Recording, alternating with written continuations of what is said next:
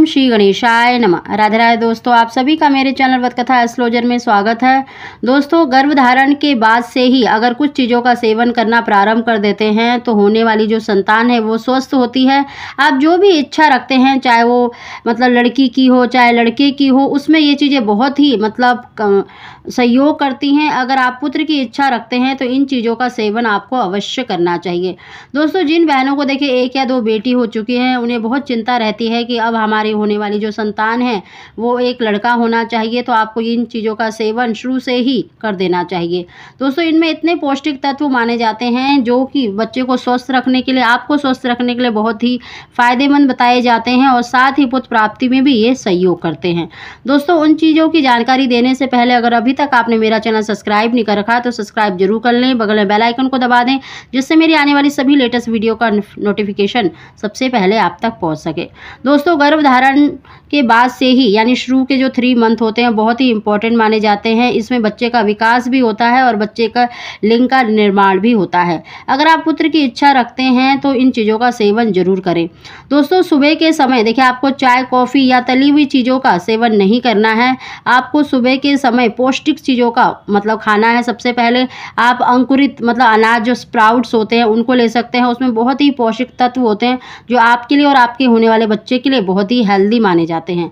सुबह के समय आपको या तो स्प्राउट लेने चाहिए या फिर इन फलों का सेवन करना चाहिए, जिसमें से देखिए सेब, अनार और केला। केला एक ऐसा फल माना जाता है जिसमें बहुत ही पौष्टिक तत्व होते हैं और जो पुत्र प्राप्ति में भी सहयोग करते हैं।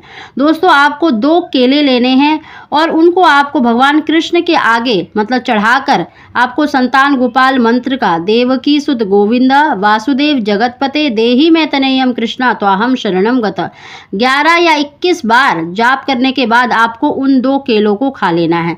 दोस्तों, अगर आपने जैसे सुबह के समय अगर स्प्राउट लिए हैं तो आप 1-2 घंटे के बाद केले ले सकती हैं या सेब ले सकती हैं या अनार ले सकती हैं। और अगर आपका दूसरा और तीसरा महीना चल रहा है और आपको पुत्र की इच्छा है, आप पुत्र के लिए कोशिश कर रहे हैं कि आप चाहते हैं कि अब हमारी होने वाली संतान वो एक बेटा हो जाए, तो आपको देखिए प्रेगनेंसी के दूसरे महीने और तीसरे महीने दूसरा महीना जब ख़त्म हो जाता है और तीसरा महीना भी आपको जैसे स्टार्ट होता है, तो उस समय पर आपको शिवलिंग के बीज लेने हैं। शिवलिंग के बीज और पुत्र जीवक यानी आपको 5 दिन शिवलिंगी के बीज लेने हैं और 5 दिन आपको लेना है पुत्र जीवक। इनका पाउडर बना ले और इनको देखिए बछड़े वाली गाय का जो दूध होता है उसी से ही लेना है।